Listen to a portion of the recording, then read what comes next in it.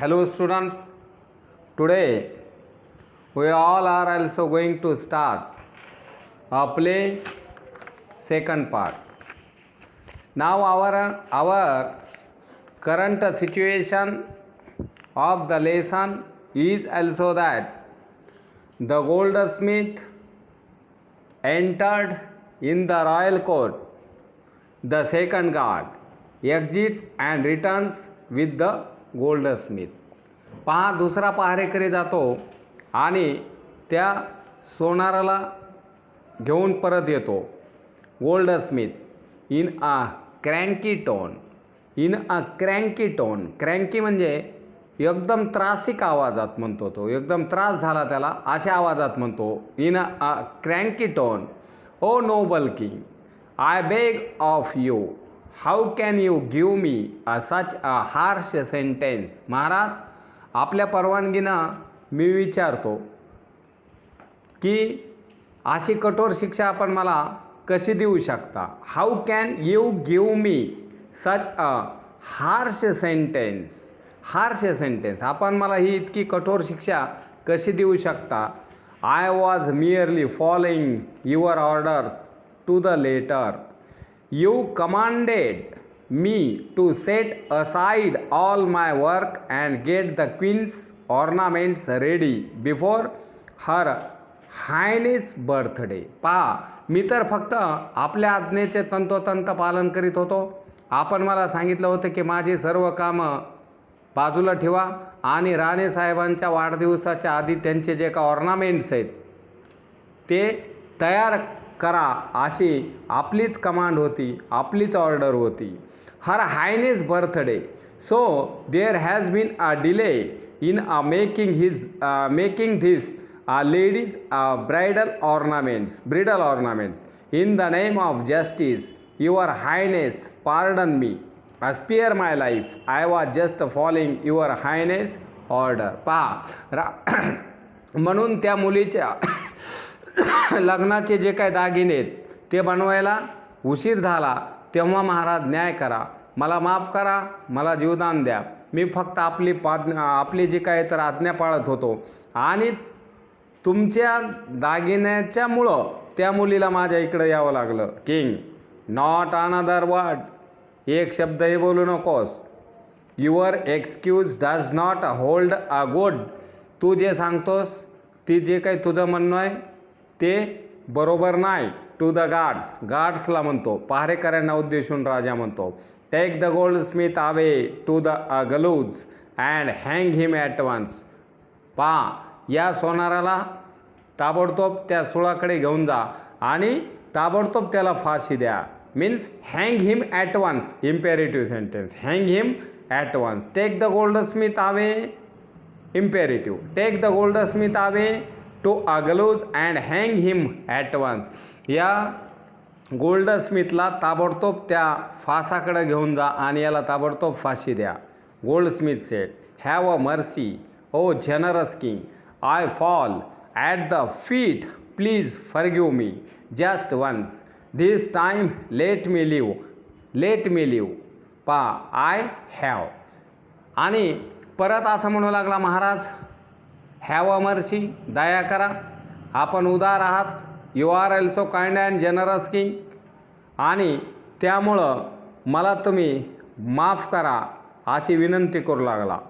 पहा, have a mercy O generous king, O kind and generous king, have a mercy or forgive me, I am not guilty, I fall at the feet, please forgive me just once. This time let me live. पहा, यावेळी मला जगू द्या, मला यावेळी तुम्ही कसल्याही प्रकारची शिक्षा देऊ नका. King said loudly, none of this any more. Take him away at once, let him hang to death. आता हे काही चालणार नाही, याला ताबडतोब घेऊन जा आणि मरेपर्यंत फाशी द्या. Let him hang to death. जोपर्यंत याचा जीव जात नाही तोपर्यंत याला फाशी द्या, तोपर्यंत तिथून तुम्ही हलू नका.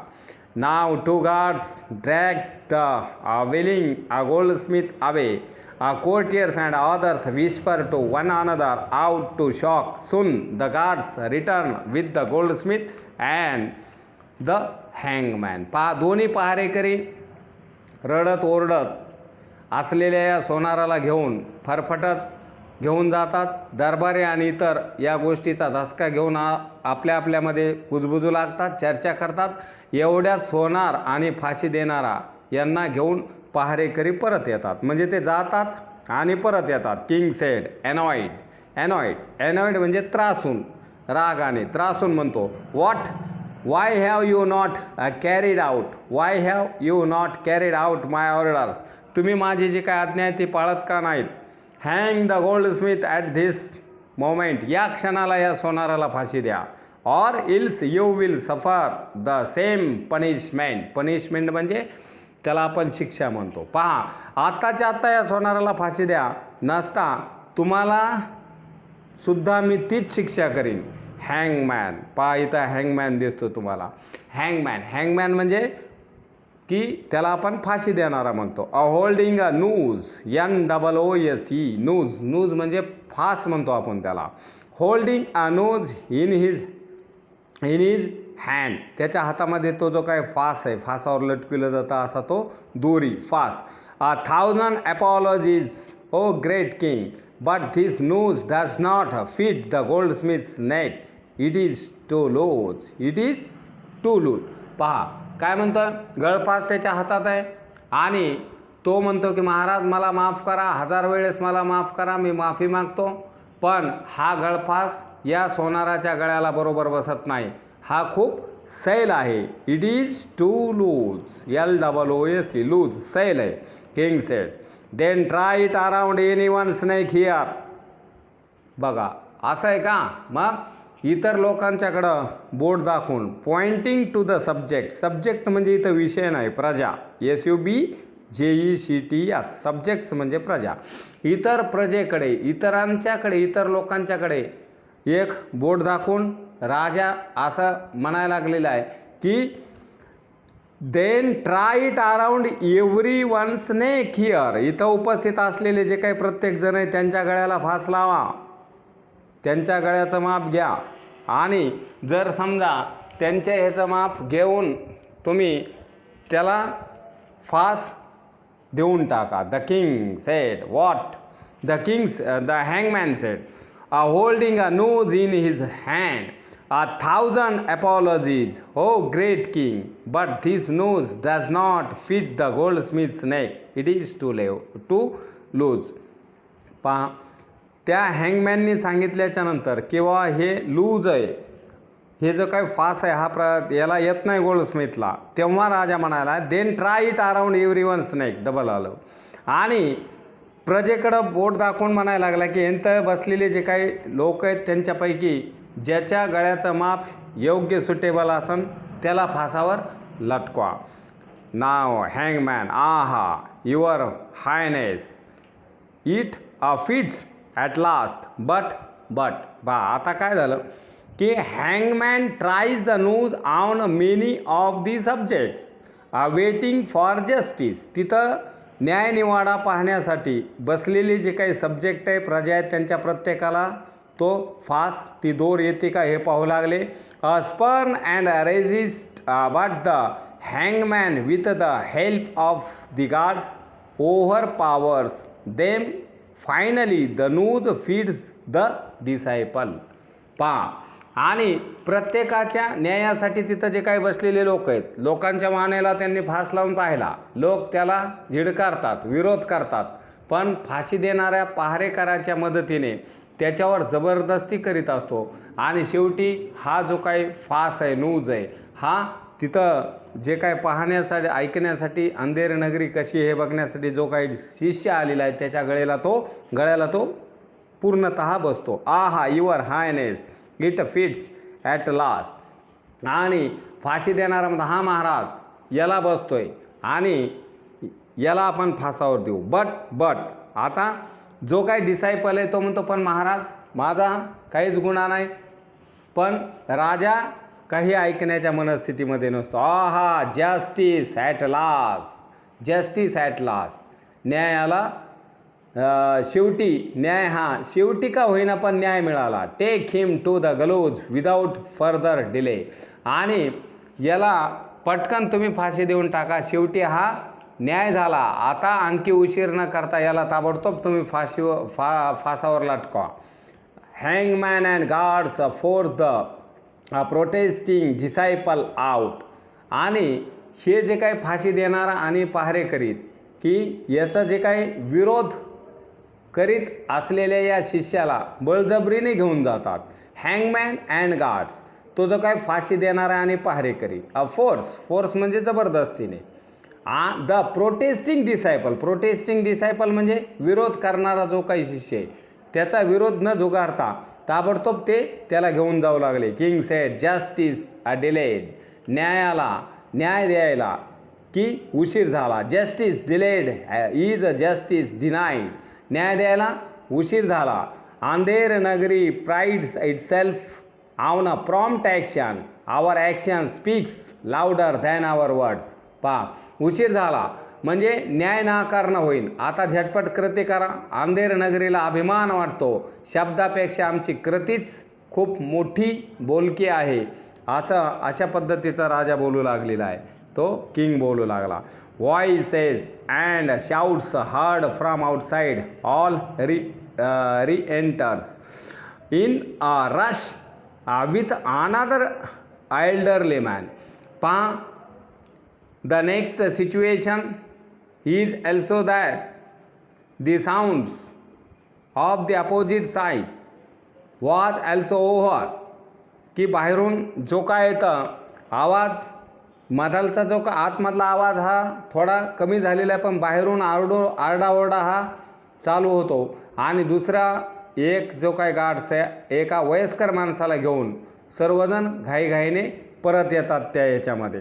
What king sed, Y have you all return with this stranger alive and who is this man. हे काय, या दुसऱ्या अनोळखी जिवंत माणसाला, अलाइव्ह अनोळखी स्ट्रेंजर, या माणसाला घेऊन तुम्ही इथं आला आहात, कोण आहे. And who is this man, what is his identity, कोण आहे, याची काय ओळख आहे. First guard, I beg your pardon. I beg your garden, क्षमा असावी महाराज. Pardon, I beg your pardon, क्षमा असावी महाराज. Your highness, but we are confused indeed. पहा, आम्ही खरोखरच गोंधळून गेलो आहोत महाराज. This old man rushed towards us as we were about to hang the young stranger and begged and pleaded that he should be hanged instead of that man. पहा, आम्ही त्याला फासावर लटकविणार त्या डिसायपलला. इतक्यामध्ये हा अनोळखी तरुण तिथं सुळापाशी येऊ लागला आणि आम्ही त्याला फाशी देणार एवढ्यात हा म्हातारा आमच्याकडे धावत आला आणि विनंती करू लागला की या तरुणाऐवजी तुम्ही मलाच फाशी द्या, असे तो गयावया करू लागला. And the young stranger and begged and pleaded that he should be हँगड इन्स्टेड म्हणजे ऐवजी. दुसरा पहारेकरी, second guard. At first we thought the old man had lost his mental balance. आम्हाला प्रथमदर्शनी पहिल्यांदा वाटलं की या म्हाताऱ्याचं जे काही तर मेंटल बॅलन्स, मानसिक संतुलन हे बिघडलेलं आहे. What a sane man would wish to suffer such a ड्रॅस्टिक death willingly. आणि मानसिक संतुलन बिघडलं आहे. आणि असा कोणता माणूस आहे की जो अशा तऱ्हेचं भयंकर मरण स्वतःवर घेऊ शकतो, स्वखुशीने मरू शकतो, याबद्दल आम्हालाही थोडी शंका आली. First guard, but this young man says that he is a wise and learned says. पहा, परंतु आम्हाला या डिसायपलने सांगितलं, but this young man says, परंतु हा जो काही मनुष्य आहे हा इसम सांगतो that he is not only a wise but also learned says from the forest. आणि याच अरण्यामधले सुज्ञ आणि विद्वान अशा पद्धतीचे हे साधू आहेत. Yonder and he himself was the man's disciple. पहा, अत्यंत या जंगलाच्या पलीकडच्या अरण्यातील मोठे सुज्ञ आणि विद्वान साधू आहेत हे, आणि तो स्वतः त्याचा शिष्य आहे. आणि हा पण आता ज्याला फाशी द्यायला लागलो तो त्याचा शिष्य आहे. सेज सेड, ओ नोबल आदरणीय राजेसाहेब, यू आर मोस्ट जनरस. तुम्ही खूप अतिशय जनरस आहात, दयाळू आहात, उदार अंतकरणाचे आहात. Be kind and allow me to be हँग्ड in a place of my disciple, I beg of you. पहा, तुम्ही खूप अतिशय दयाळू आहात, माझ्यावर कृपा करा आणि माझ्या शिष्याच्या ऐवजी आपण मला फासावर जाण्याची परवानगी द्या. मी तुमच्याकडे भीक मागतो आहे. King said, what a strange appeal, what a strange appeal. की ही कसली विचित्र विनंती आहे. What a strange appeal is a exclamatory sentence. हे कोणतं आहे? Exclamatory sentence. याचा ॲसर्टिव्ह काय होईल? It is a strange appeal.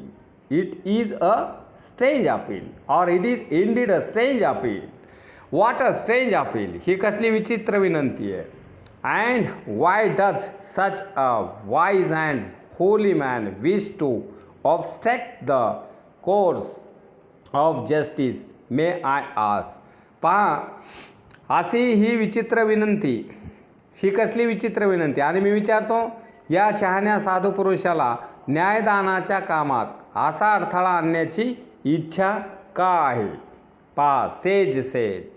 Says, sage म्हणजे ते जे काय साधू पुरुष आहेत, साधू महात्मा आहे, ते काय म्हणायला लागलेले आहेत बघा. Now I demand or says said showing reluctance to let out his secret. पहा, आपले जे काय गुपित आहे हे सांगण्याची इच्छा नाही असे दाखवतो. म्हणजे मी का फासावर चाललो हे त्याचं तो डिस्क्रिप्शन करीत नाही. Your majesty, the truth is no no I cannot say it. पहा, आणि सेज सांगू शकतो, खरं महाराज असं आहे की नाही नाही मी सांगू शकत नाही. I cannot say any word about this situation. या परिस्थितीवर मी एकही शब्द बोलू शकत नाही. King said, I demand a explanation. मला खुलासा झालाच पाहिजे. Or I shall not have you हँग्ड in a place of your disciple. पहा, मला खुलासा झाला पाहिजे, नाहीतर मी तुझ्या शिष्याऐवजी तुलाच फाशी देईल. चल सांग म्हणले. आता त्याची फाशी फिक्स झालेली आहे. तू का चाललास हे सांग. नसता मी तुझ्या शिष्याऐवजी तुलाच फाशी देईन असं राजाने ऑर्डर दिली. Said you see it has been predicted by the great prophets. No no I shouldn't say this. पहा, म्हणजे आपण पहा महाराज की एका मोठ्या भविष्यकाराने असं सांगितलेलं आहे, पण नको नको नको महाराज, मी तुम्हाला सांगू नये. The king annoyed, speak out at once or your disciple will be हँग्ड. राजा ॲनॉइड झाला. ॲनॉइड झाला म्हणजे चिडून म्हणला, पटकन सांग. स्पीक आउट ॲट वन्स, पटकन सांगून टाक. ऑर नाहीतर युअर डिसायपल विल बी हँग्ड, नाहीतर तुझ्या शिष्याला मी फाशी दिली जाईल. चल स्पीक, जल्दी, पटकन सांग, असा त्यांनी ऑर्डर दिलेली आहे. Now the sage said. The sage, sage म्हणजे साधू. काय म्हणाला तो साधू? The great prophets have foretold that the one who will be हँग्ड on this day in this kingdom shall become the next king and conquer many more nations. पहा, आणि तो त्याचा प्रेडिक्ट सांगू लागला की जे भविष्यकाराने भविष्य सांगितलेलं आहे की आजच्या दिवशी या राज्यात जो कोणी फाशी दिला जाईल तो नंतरचा राजा होईल आणि आणखीन बरेच दिवस राज्य करेन आणि बरेच जे काही नेशन्स आहेत, राज्य आहेत, राष्ट्र आहेत, ते जिंकेल. I want to become the next great king. आणि मला या पुढचा राजा व्हायचा आहे. My desire is also that. और I want to become the great king. मला एक महान राजा व्हायचा आहे. युअर मॅजेस्टी, आदरणीय महाराज. And reign over a greater country. आणि या विशाल राज्यावर, या मोठ्या देशावर राज्य करायचे आहे. I will go down in a history as a famous royal monarch. पहा, आणि मला एक फार मोठा सम्राट व्हायचा आहे, एक मोठा राजा व्हायचा आहे, जे काय तर कीर्ती पसरवायची, त्यामुळं मी फासावर त्याच्याऐवजी जायला तयार आहे. The future generation will read about me and my greatness for a millenniums to come. आणि महान राजा झाल्यामुळं माझं जे काही तर नाव एक महान राजाच्या यादीत नोंदवलं जाईल आणि पुढच्या जे काय नेक्स्ट जनरेशन आहे ऑर द फ्युचर जनरेशन आहे, हे बरेच माझे जे काय तर स्तुती गातील आणि इतिहास वाचतील. त्यामुळं मला त्याच्याऐवजी फासावर जायचं आहे. I shall never earn that fame if I remain a recluse O a sage. So do grant me this a favour O king, let me die at the gallows today. आणि म्हणून महाराज, मी जर असा एकांतवासी अरण्यामध्ये साधू म्हणून राहिलो तर ही प्रसिद्धी मला मिळणार नाही, जी राजा म्हणून मला खूप मी फेमस होईल. तेव्हा आपण मला आज फाशी द्या. यानंतरच्या जन्मामध्ये मी याच राज्यामध्ये किंग म्हणून जन्माला येईन. The next king and this kingdom will expand a glory or a millennium to come. पुढील राजा आणि हे राज्य विस्तारणार पुढील लाखो वर्षाची कीर्ती. म्हणजे हे राजाच विचार करू लागला आता. द किंग स्वतः विचार करू लागला. Why no one but I should be entitled to this privilege. पहा, दुसरं तिसरं कोणी जाणार नाही. लाखो वर्षाची जर कीर्ती मिळत असेल तर दुसऱ्या तिसऱ्याला हक्क या फाशीचा मी मिळू देणार नाही, असं म्हणू लागला. गार्ड्स, पहारेकरांनो, take me to the gallows and hang me at once without any delay. म्हणून पहारेकऱ्याला म्हणू लागला की पहारेकरांनो, मला त्या सुळापाशी घेऊन चला आणि अधिक दिरंगाई, अधिक उशीर न करता मला फासावर चढवा. हरी अप, लवकर चला, घाई करा. Don't waste time. तुमचा जो काय वेळ आहे हा दवडू नका, खराब करू नका. पहा, इथं इनडायरेक्ट स्पीच होऊ शकतं. The king said, comma intonated comma, don't waste time or don't waste my time. पहा, the king ordered not to waste his time. माय जर तिथं दिलं MY तर हीच करायचं, जर नाही दिलं तर the king ordered not to waste time. What a wonderful fate in my next life. आणि पुढच्या जन्मात माझं जे काय नशीब आहे हे किती आश्चर्यकारक असेल, अशा पद्धतीने बोलू लागला. आ किंग वन्स अगेन. या जन्मातही मी राजा आणि पुढच्या जन्मातसुद्धा मी राजाच होणार. Goodbye world, see you again. म्हणून पुन्हा एकदा मी राजा होणार, तेव्हा सगळ्यांना गुड बाय, अलविदा. या जगाला अलविदा, नमस्ते, पुन्हा भेटू, असं म्हणून ऑल एक्झिट.